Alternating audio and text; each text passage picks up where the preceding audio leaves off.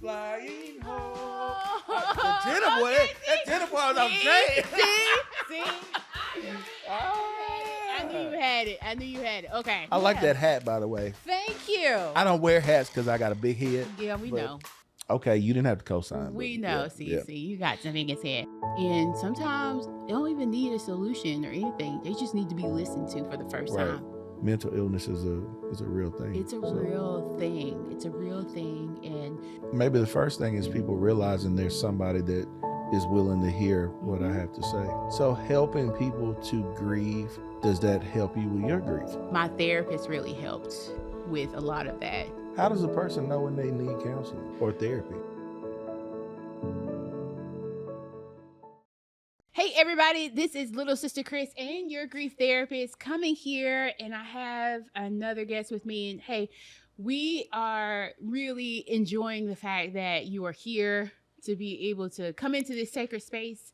This is a space where I created for people who have experienced grief or have some words to heal, some healing stories, all the above. And this, for the first time, I have someone I grew up with. This is the first time I've had a co-griever with me that grew up with me, and we can share some stories. He can talk about my brother, and I can talk about even some of his family that I met over the years. So, y'all, this is very special for me because this is my brother right here, my brother in the faith, and I've been very much blessed with having good brothers in the faith. To keep me on my toes throughout the years. And it's funny though, because when my brother was a baby, was an infant, and even this was before my time, and even when Chris, was an infant, my mom would say that Chris and my brother were very similar. They looked very much alike because both of them was real high yellow. So just wanted to let you guys know, between the kids, y'all looked alike, which is crazy to me. It's crazy to me. So I would let him go ahead and introduce himself to the Grip Spot audience. What's up, everybody? I am Chris Crowder, native Nashvilleian. My dad, Carl Bruce Crowder, died April 2023. So still fresh, depending on the day. Certain things remind you of him, especially as we get closer to football season. So you could always pick up the phone. Hey, Dad, put it on ABC. Florida State's playing such and such. And so you catch yourself almost doing those same things. Mm-hmm. Then you realize, oh, that's right. Yeah. So my dad endured several years of illness before he passed. So, when you believe that there's an afterlife, you rejoice in a person no longer suffering, but you still deal with the loss and missing them. So, yeah. So, Chris's dad, I'll call him CC in here because that's just what I call him. So Chris's dad is Carl, and Carl taught a lot of us, like a whole generation of us in Amen. Sunday school. And he used to be, it's so funny though, because your dad used to teach us, and the way he would teach us was he would play Cosby's at church, and it would like have a lesson to it. Yeah. And we enjoy having him as a teacher because our little group was wild. And I don't know if you know this, but one of the times when our group on a Wednesday night, we had one teacher that could not handle us and walked out of the classroom. I'm not going to say his name. I don't remember that. Because you're a little older than me. So it was like we had one teacher on a Wednesday night, and it was like, I think I was maybe 7th grade or 8th grade. And we had a teacher that could not handle us, and he was like, I don't got to deal with this, and he just walked out. So who was acting up in the class? Oh, I'm not gonna say. I'm not gonna say. Everybody grown now. Give me initials. Mm-hmm. I mean, but your dad could handle us on Sunday.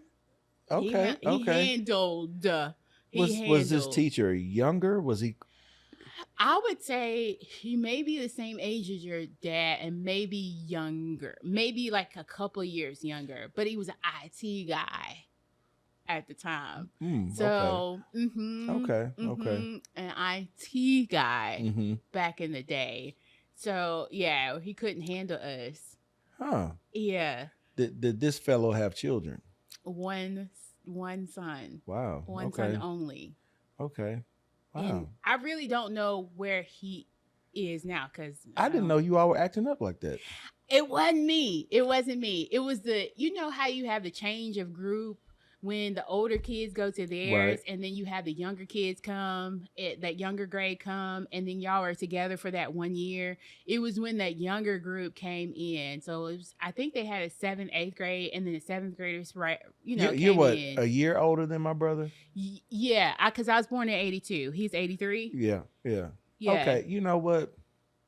It's funny that you say that because I don't know if drop off would be the correct word, but there just seemed to be a disconnect. Like after my group, you Yeah. know, Marcus, Yeah. Robin, Toya, it seemed like the level of engagement from the youth was not the same for You're right. a good period of time, and then a few years after, the next group kind of picked it back Picked it up. up. And I don't know what happened with that. I don't know. And to this day, that same group, you don't see a lot of them for whatever reason. They've really scattered.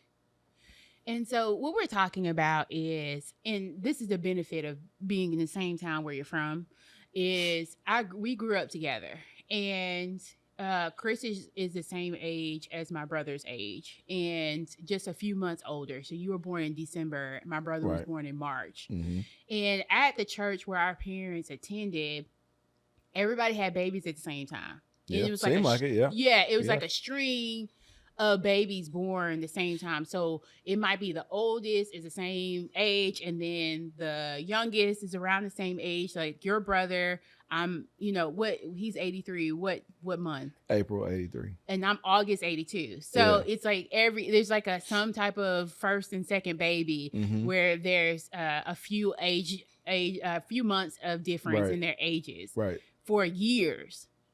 For like 77, I think, all the way until like 84. Yeah. Yeah. So when we say grow up together, we literally grew up Yeah. together. We were at church all the time. Sunday, Wednesday, vacation Bible school. Yeah. Twice on Sunday. Chorus rehearsal. Yeah. Yeah. Sometimes we didn't even go home on Sunday. Song practice. Oh Lord. Yeah. We didn't go home at all. Like we would stay. Back in the day, we would just stay. Had those vanilla wafers and flavor aid to sustain us all day. and sometimes communion out of the refrigerator. I'm not gonna tell who did that. No, wait a minute. You can imagine. Wait a minute. Because that wasn't me. So No. Yeah. But you know him. Yes, I'm sure. I'm so sure. Yeah. Yeah. So we're able to share stories that are super, super aged. Of each other and know what you're actually talking about. Mm-hmm. So it's really good to have him here so that we can share these stories and talk about what it looks like moving forward and that we survived, right? Yeah. We survived so much in our time. Still going. And I remember you, like, what was this, like 2 years ago for Father's Day when we were having homecoming and you were like, hey, why does everybody look so old? Maybe I was referring to myself, but I don't know. You was like, everybody just getting old. yeah. And I was like, you right, Cece. Like for real.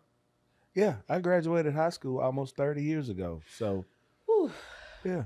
This year makes 28. So I'm at 25 this year. time flies. It truly does. It truly does. So in our group, like I was saying earlier, my mom would say that when Chris was a baby, when he was an infant, and when my brother was an infant, they both looked alike. Like they were so similar because my brother was very much light skinned. I think CC, you're just a little lighter than my brother, but Lighter than most. Yeah, so she would always say that they looked alike, Mhm. and that's just again how close of a family knit that we grew up. We were fortunate. I think that's such a fortunate thing that we were able to grow up in that way to Yeah, have I don't think siblings. we realized at the time how blessed we were. Mm-hmm. So We did not. yeah. We did not to have like siblings that were not really your blood relation, but you Hmm. can count on seeing them when you go to church and have fun and do life together. Hmm. So even if we don't talk, like life happens, even if we don't talk as much as we used to when we were younger, we can still be in the same space with each other and just it feels like You come back, you didn't miss anything. you didn't Yeah. miss Hmm. anything at all. So that's the benefit of it. And I really enjoy that. I appreciate our parents for even having the wherewithal in their young life to even stick and stay at the church that we were A lot or of are. dedication. A lot of Yeah, dedication. Yeah. most definitely. So how do we survive? How do we survive when we get knocked down by grief? People cope in different ways. Um, what works for me though is trying to retain the lessons, like you say, from childhood. Either your parents, your grandparents, uh, counselors at church. Even I had a host of excellent school teachers, especially of a certain persuasion that to this day, you know, you're in a certain situation and you just remember randomly something that uh, somebody told you or shared with you, Yeah, and it just keeps you going. most definitely. And how much how much support now have you had since the death of your dad? Almost to the point you feel guilty Mm. because like you said, we get so busy. Uh, when other people have illness in their family or death, you kind of feel like, hey, I remember everything that was done on my behalf and my reciprocating. So it a whole lot. Mm-hmm. Um, the calls, texts, hugs, Yeah. whatever. It just a whole lot. Are you still carrying that guilt? Are you able? Because you do a lot. My aunt Ethel lost her brother-in-law. I want to say was it earlier this year, and I just remember me having to work and I had a lot of things going on. So a lot of those people that came to my dad's funeral and to the hospital before he passed, I was not able to be there for them in that same way. So yeah, I don't know if guilt. Yeah, I guess it is guilt because you feel like people were there for you, and in every circumstance you can't always return it. So Mm-hmm. you hope they don't feel slighted, but Mm. But you, like you said, you drive the church van, you do the sound at the church, and some other things. You're there. I'm trying to go to heaven. Yeah, yeah. You there. And I know acts don't get you there, but I just feel like God does so much for us. Mm-hmm. Uh, if He blesses you to be able to work, uh, do some of the fun things in life that you enjoy, like travel, because I'm outside, give Him His due. Mm-hmm. So Mm-hmm.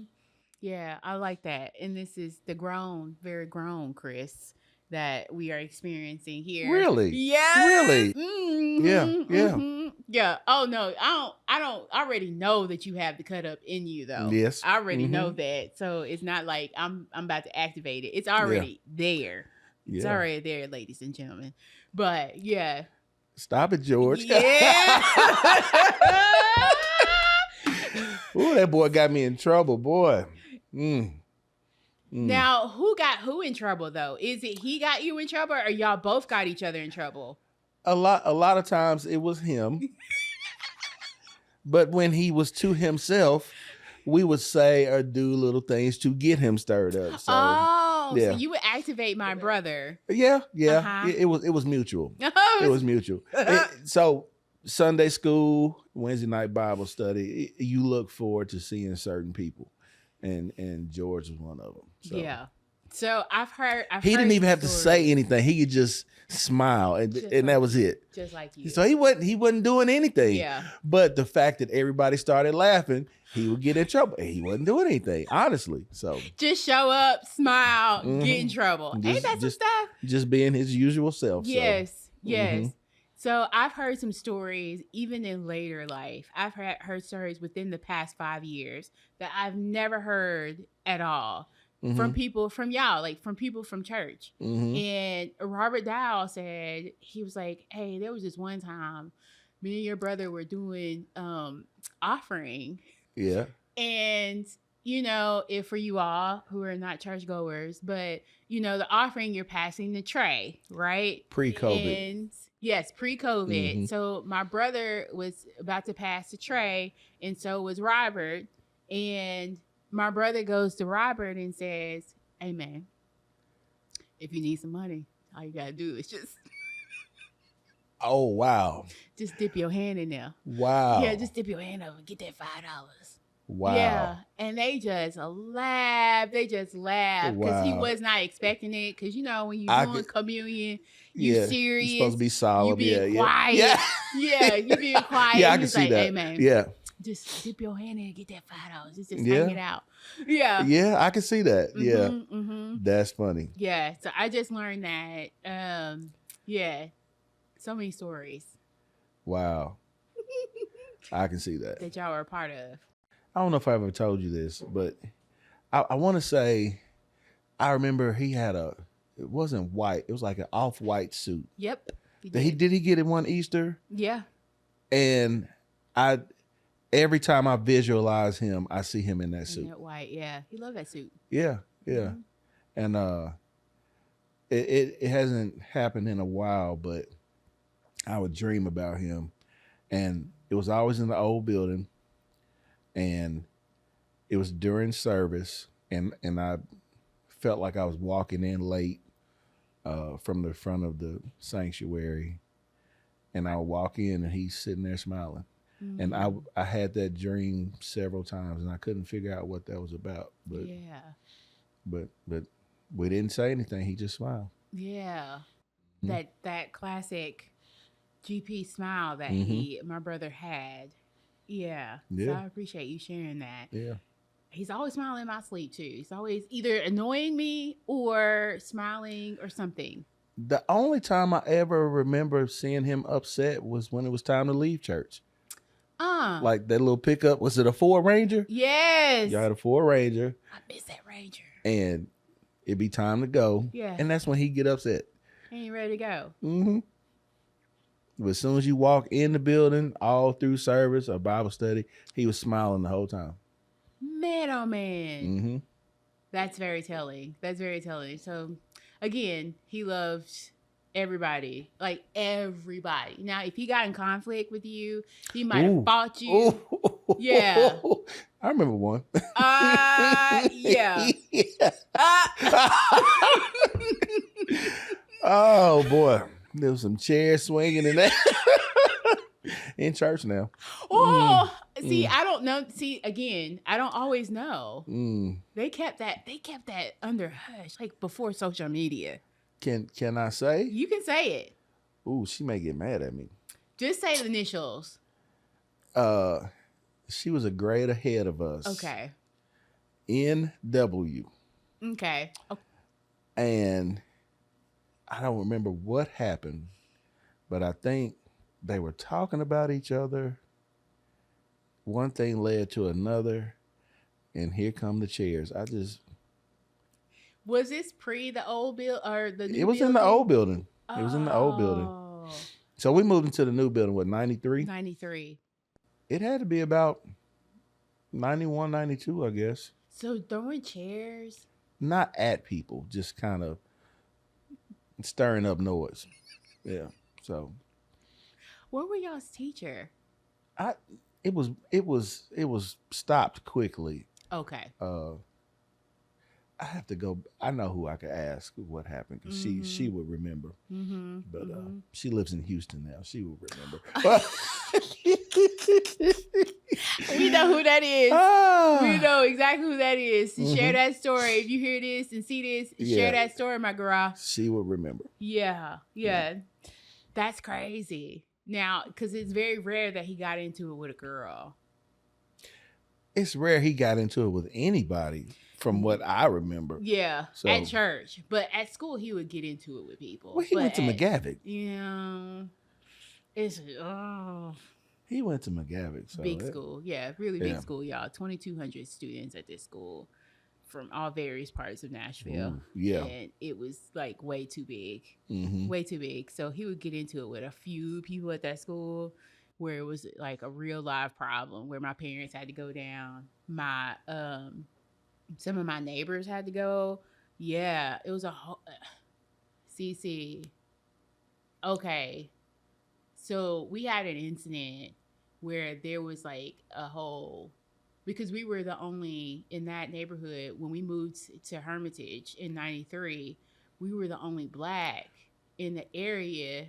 Kind of like us in Antioch in 89. It was very few of us. Yeah, and it was like real rural back then. Before they made the mall back there in Mount Juliet. That's nice how you said rural. I know what that means. It was, yeah. Okay. So we even had like cows in the back of in the back of us, and so we were one of 4 families in that neighborhood that was black. Yeah. And my brother ended up having an issue with one of the boys on the bus, and we got off the bus one time, and we were in my neighbor's yard because we would cut through the backyard to get to our house. We were in her yard and we were surrounded. We got surrounded by kids on the bus. These guys that were riding the bus. They weren't on the bus that day. So once we got off the bus, they just surrounded us. They came in between like the trees and everything. And I want to say, to my memory, it was about 5 or 6 of them.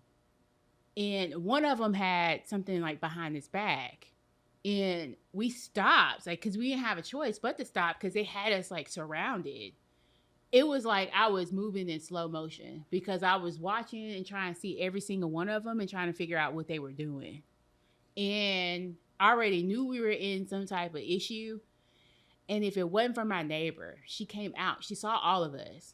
And of course saw us because we were real close with her. And she came out to the deck and was like, "Hey, y'all, what are you doing?"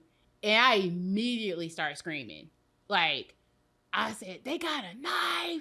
They trying to hurt my brother." And she immediately kicked into gear. She was like, "Y'all get out of here." So do you think they actually had bad intentions? Yes. Wow. Yes. Because one of them, which I know for sure, it was an incident at the school where he was called the N-word. And it was it was a background story to that. And he was one of them. And to turn out that one of them was actually a son of an officer. They lived further back by the lake where it was super rural. So, yeah, it was a whole situation before then where the N-word got knocked around and all of that. And my brother, tried to protect himself and all of that. And then that's when that yard incident happened. And I just remember as soon as like he was coming back with she came out. And I started screaming. I never knew that. Yeah, I mean, screaming. And I think I was not even in high school yet. Wow. I wasn't in high school yet. So I was in middle school, and we used to ride the same bus because it wasn't a lot of us. But this kid was a student at the school. Yep, he was a student at McGavick. So did anything come of that? After that incident, I never saw him again. So that's, my neighbor that came out on her deck. Unfortunately, she went up to the school, and then my other neighbor went up to the school because he was a homicide detective for the police as well. Knew one of the boys and went up to the school as well. So you all had some good neighbors then. And then next door was part of the sheriff's department. So we had some really good neighbors that came up to the school and was like, "Listen, this happened. We don't want this to happen ever again. We've got witness, all of that." And I never saw him again. Wow. Yeah. in all of my years, and then still couldn't recognize them if I saw them either. Before cell phones. But yeah, before cell phone. So that was like the other side that, at McGavick's side, that so if you can get along, at church and have a good time, but at school, everybody doesn't have Jesus. Right? So In their home especially. So wow, that's scary. Super scared. I remember that like yesterday. And if I it wasn't bet. for my neighbor who was like our grandparents, it would have been a situation. Yeah. So. And were the neighbors not like us? They were. No, they were not like us at all. But they came through. That's very surprising. They came through. Wow. So even to the point, like that neighbor has now passed away. Mm-hmm. But the homicide detective is still the neighbor still there. Oh wow. He has retired since then, and then he wrote my referral or my reference letter when I came at Metro for the police department. So yeah, just good people. Yeah. Yeah, and they they didn't have any bad stories, right, of my brother, because just like how he was with y'all, he was with our neighbors. Right. Like, he would be in and out their house, and there'd be times where we didn't know where he was, and then to find out he's across the street playing piano with 60-year-old neighbor. Really? Yeah. Wow. Yeah. Wow. You're like, where you been? Oh, just over the Vancouver's house, and he was showing me all his instruments, and we were playing the piano, and yeah. Wow. Yeah. You ever think about what he be doing now? Oh, my dad and I have this conversation a lot. Mm-hmm. And my dad would be like, well, I knew I would have grandkids. I knew I would. We'd have a whole mess of grandkids. And I was like, and my brother talked about wanting to be like a race car driver. He wanted to be either that or a truck driver. Anything deal with mechanics. Yeah. He would have done.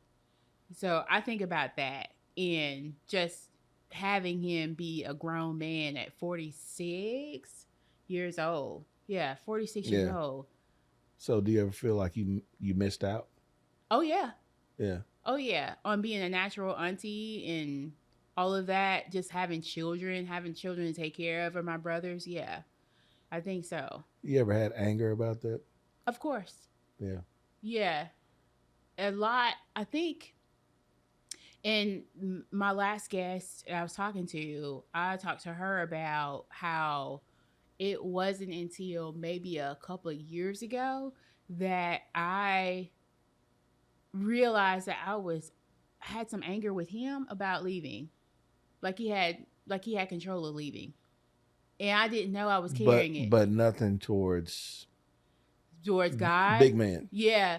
I think there have been some years in my life where I was upset. Like, what did I do? What did I do to have a situation with my brother passing and not having any more siblings?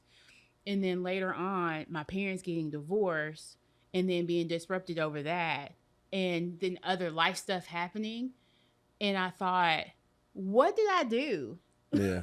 What is it? And I remember being strongly angered when my parents got divorced, because that's another grief, right? Even though it wasn't the best relationship, it's still another grief. That's all I know. Nobody wants to see their parents get divorced. Yeah, that's all I know. And I was grown when my parents got divorced. Yeah, and same. And it was still difficult to deal with. Yeah. I was 26 years old. Yeah. And it still was death. It felt like it. But then you replay all the scenarios, good and bad, to see what led to it. Yeah. And I think a lot of people know that during my dad's illness, even though my parents were divorced, my mom still cared for him as if they were married. And that's something that she deals with, because a lot of folks that knew my dad, especially growing up, sort of distanced themselves from her. And at one time, she even thought about leaving the congregation. But she said, you know what? I didn't do anything. Yeah. I'm staying right here. Yeah. And she still helped Eric and I care for him Yeah. until the end. But Yeah. divorce was really strange. Mm-hmm. It makes me wonder, what my kids had to deal with because I divorced Yeah. my first wife. And, you know, I don't think people know how to express what they're feeling if they can even recognize it. Yeah. So that's not really a conversation I've had with my children. Maybe that's something I should just to see if there's any unresolved issues or. Yeah, because I have not had that conversation with my parents. I have not. How that felt. Um, it's almost like you think like they should already know, Yeah, but they don't. but they don't. They don't. They don't. I think more of my dad because he's more. My dad has this. I always joke with people that he has like this feminine and masculine energy. How And so? He reminds me so much of his mom. Okay. And Okay. he's like a very much a nurturer. Is your uncle the same way? Yes. Okay. But he's louder with Uncle it. man. Uncle man, Uncle man, and Yeah. man. Like they're very nurturing, and they can pick up Yeah. very easily without you saying much. Your dad is one person, in the South, whether it's genuine or not, you always ask somebody, how are you, or good to see you, or whatever. Yeah. And whenever your dad asks, how are you, or it's good to see you, he means it. Yep. Because he doesn't do it in passing. He'll stop and actually listen to your response. And I saw you on Facebook. Yeah. I'm proud of you. Man, young man, Yeah. I'm almost 50. Young man, you just keep. Yeah. I'm so proud of you. Yeah. Yeah. But, yeah, man and Uncle Man. So I don't think I've had that conversation. Funny enough, though, I think I've had that conversation with Uncle Man and his wife, though. Yeah. I have had that conversation with them, how that was like. Yeah. But I think my dad just kind of picks up a little bit easier when you don't have to explain a lot to him. Like he just knows. Mom, on the other hand, I call her Spicy Mama for a reason. Spicy is just spicy, right? So her understanding it, not as much, but I just let it go. That's more like my dad. My dad was my dad, and I loved him, but as far as communication, we were severely lacking. Yeah. My entire life.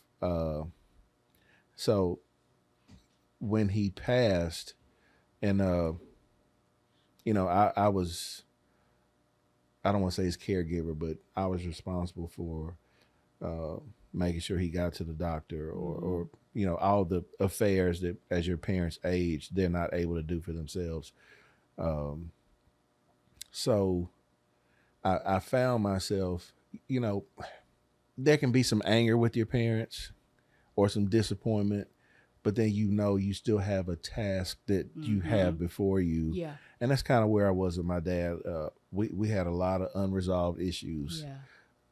Once I moved out of the house, you try to broach those conversations, and he wasn't always receptive. Yeah. So you kind of say, you know what, it is what it is.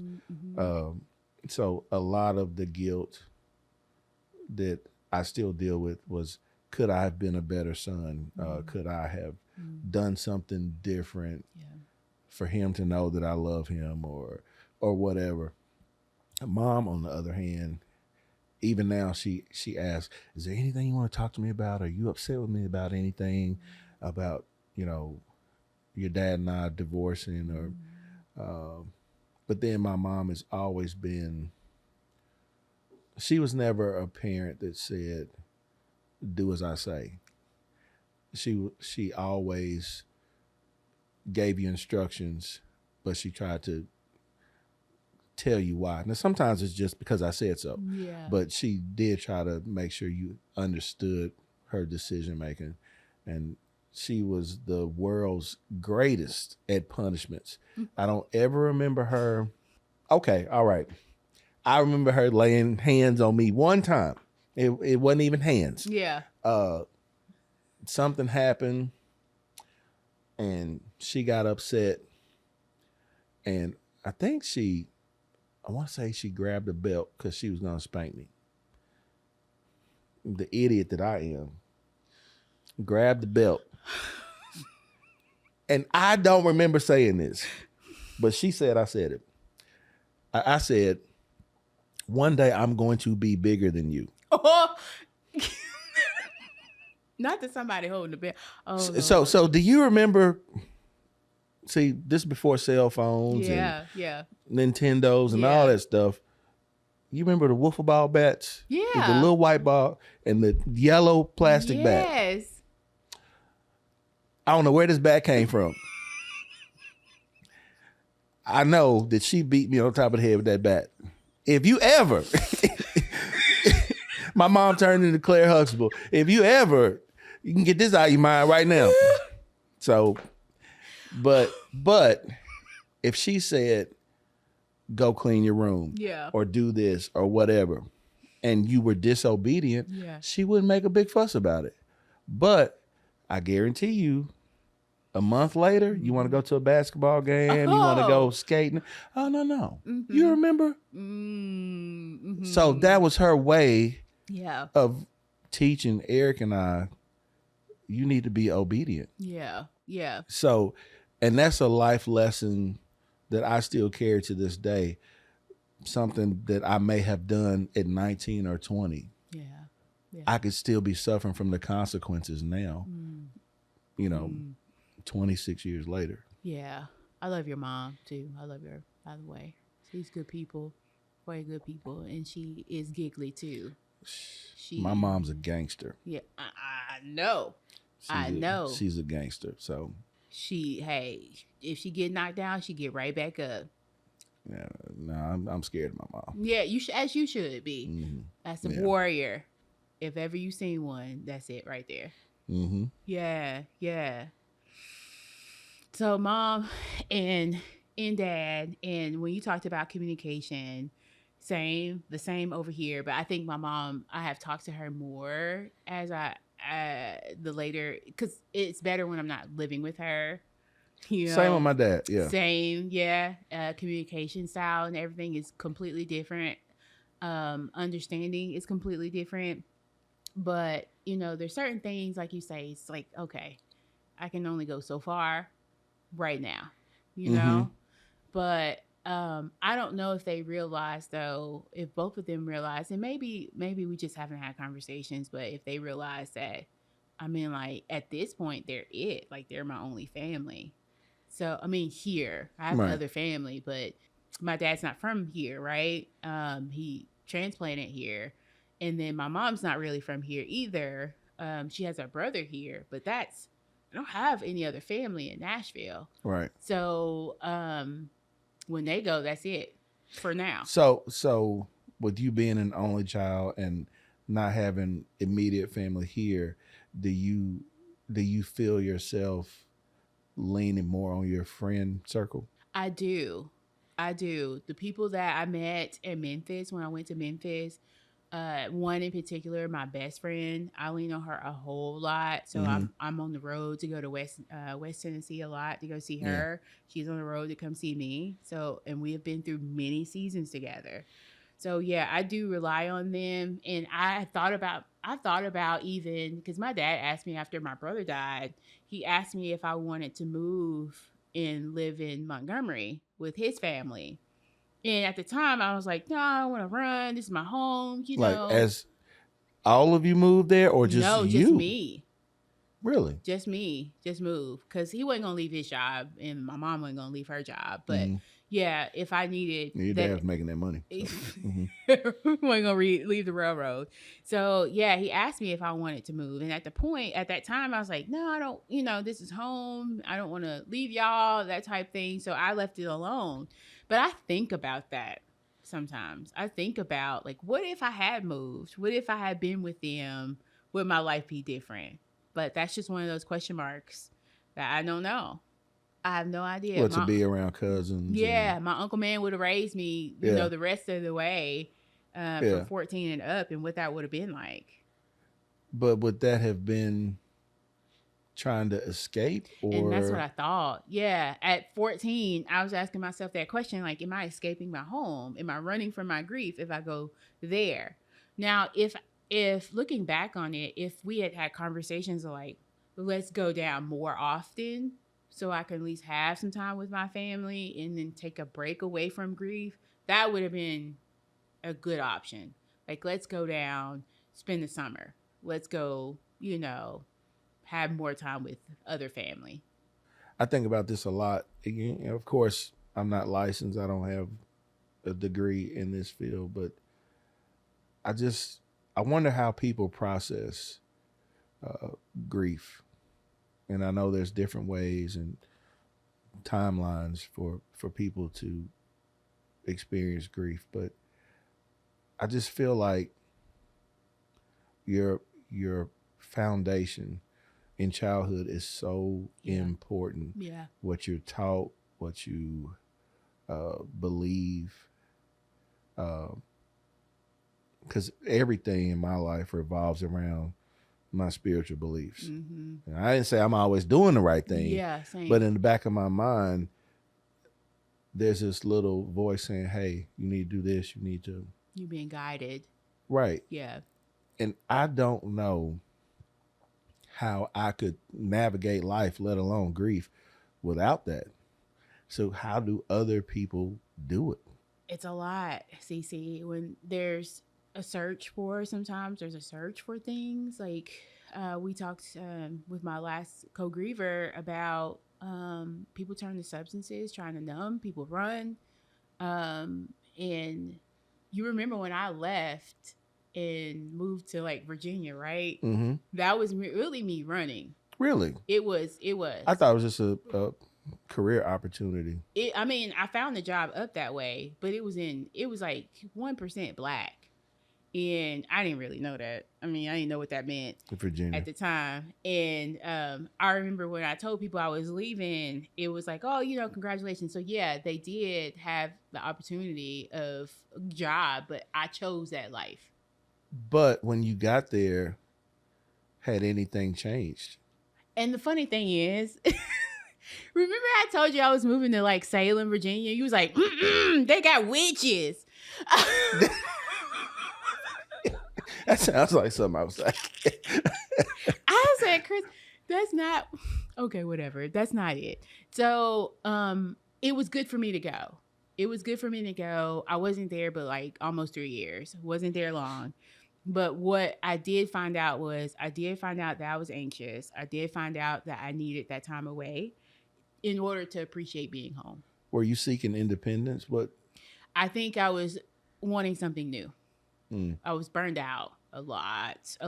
It was right after my parents officially got divorced. Oh, okay. So I was burned out super a lot. And then, so after that, it became, hey, I need to refresh. I need to feel better. So I left and worked this job and had a really good, there are certain parts of it that weren't as good, but being in the mountains and hiking and being in nature changed my life. Really? So I needed it. Yeah. Okay. I needed it. And then when it was time, my dad was like, hey, I'm here for you, whatever you decide to do. And I was like, I'm ready to go home. I'm ready to go. He was like, okay, let's set a date. Yeah. Yeah. Came right on back home and lived with him. But he was willing to let you go and get that experience. Yeah, he was pretty sad about it, but he came up a few times. We took him to the fair, took him hiking, and all of that. So you do a lot for your parents. I do. Yeah. I do. Yeah, but but that's good. They can never say I haven't. Well, what I mean by that is life is short. Yes. So if you do outlive them, you'll be able to look back and, we went on this trip or we did this or that. It's all about the memories. That's it's all about the memories and not the stuff. COVID really taught more about that too. COVID was like, it's about experiences. So I'm not going to take you anymore to go out to go get something to eat. We're going to go do the whole experience. So trips, like you be outside. Yeah. So taking trips and all of that, it means a lot. kind of going back to, dealing with grief, uh, my place of employment, um, in the past, I'd say 3 months, uh, two former employees, they were both retired, committed suicide. Mm. Both Army veterans, which I never served. So the first thing I think is, what did you experience during one of your tours that you were dealing with? Yeah. And I know as you age, and you're kind of left to yourself to just be quiet, that's when things you've been running from Yeah. kind of creep back up, and you either deal with them or you don't. Yeah. Suicide is not something I understand, Yeah. uh, but I know that's a real choice for some people. Yeah. So that's kind of like why I was asking, how do people navigate life if they don't Without a have spiritual. something to Mm-hmm. hold on to? Mm-hmm.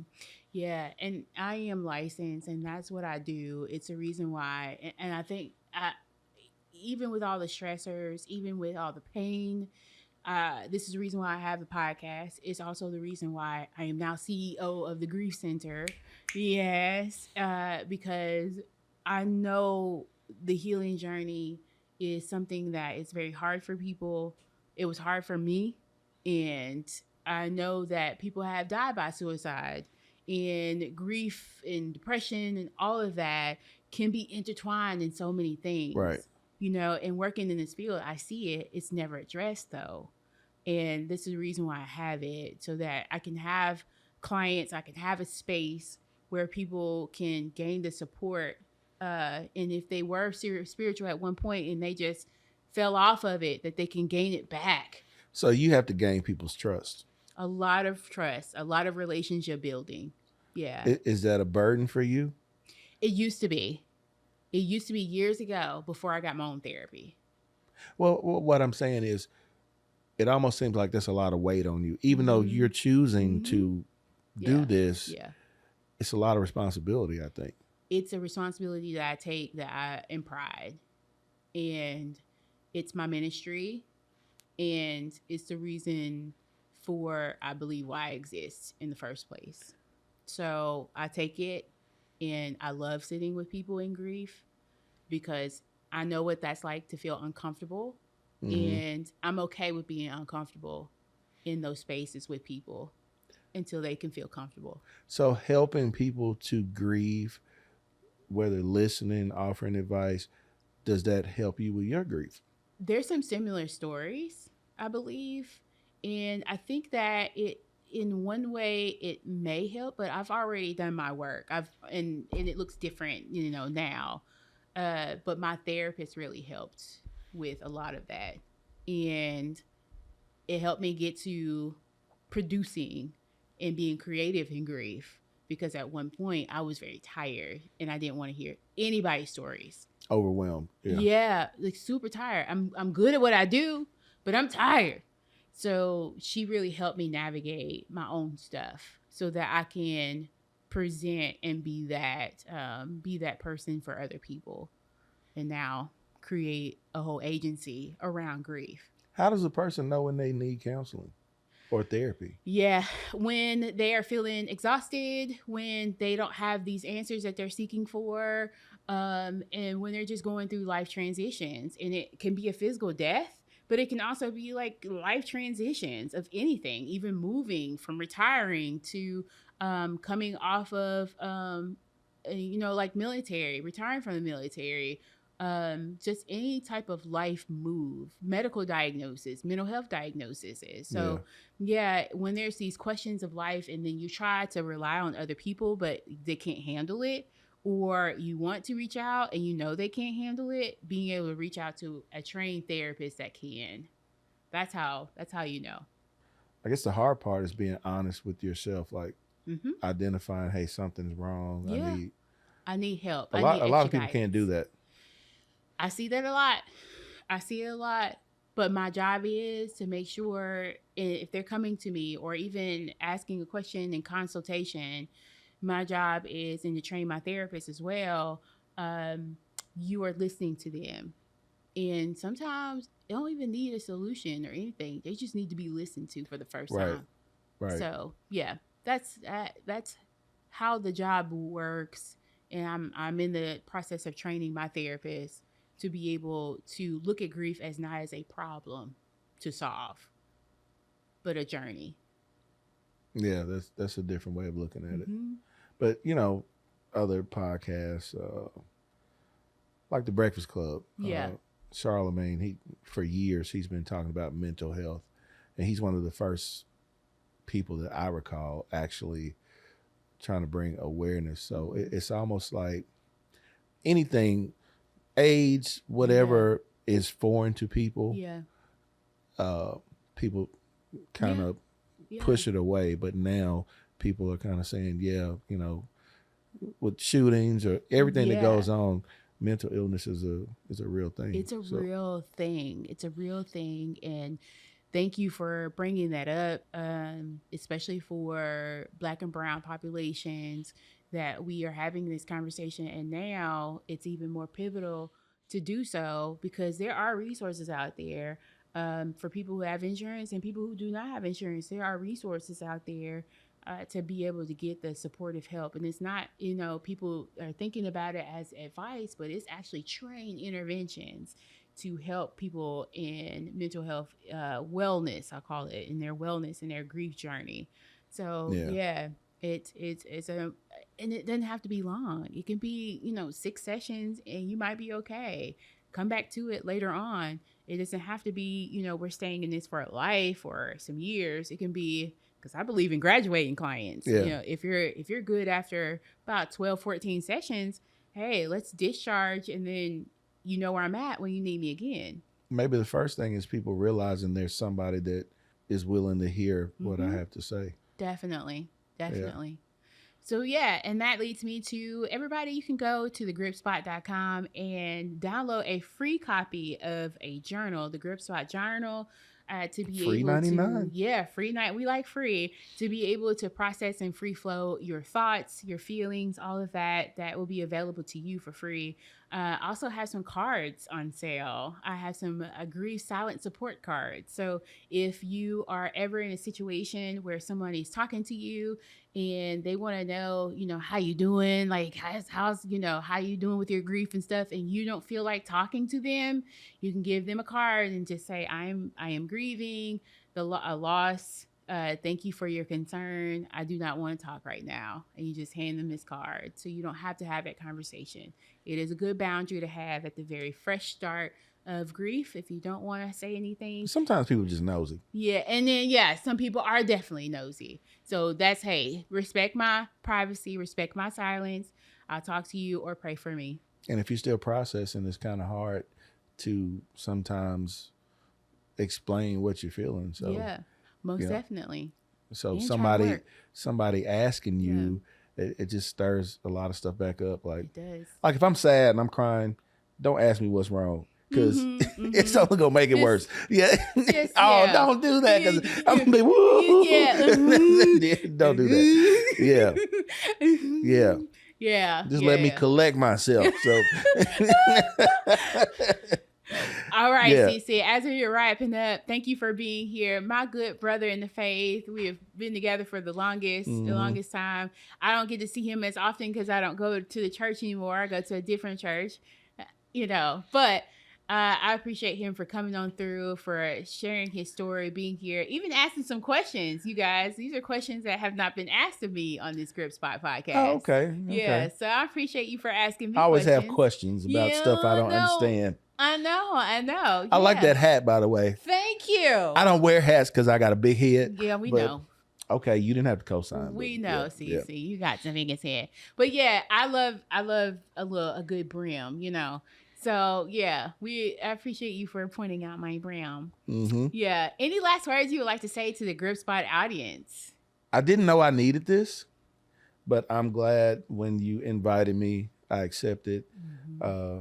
I think it's always good to know you have support. Yeah. And you can talk about things and just kind of woosah. Mm-hmm. So this is a very good thing. I appreciate you, my brother in the faith, and just going back eons, like we said, some years, and we can just look at each other and be like, I know your story without even you having to say anything. And that's important for a lot of us, for people who are in grief or even in life journeys, that you can just look at somebody and already know their story, and it's comfortable to you and to them, that you don't have to say much. Mm-hmm. You just pick up wherever you left off. Yeah. Yeah. That's what friends are for. That's exactly what friends are for. So I appreciate you, Fillet, for coming on through. I ain't had a good fillet in a minute, boy. Woo. Carolyn's. Oh my God. Oh man. Somebody who can't say fillet. I'm on this weight loss journey, man. Certain things I'm trying to abstain from. So yeah, okay. So like no fillet now. Well, it can't be fried. Okay. So we can have a grill fillet. Oh yeah, with onion, all the same stuff. Oh yeah. Ooh. Mm-hmm. Okay. Yeah. I love you so much. Thanks for coming on through. And thank you guys for being here, for sitting with us here at the Grill Spot. And we'll see you next time.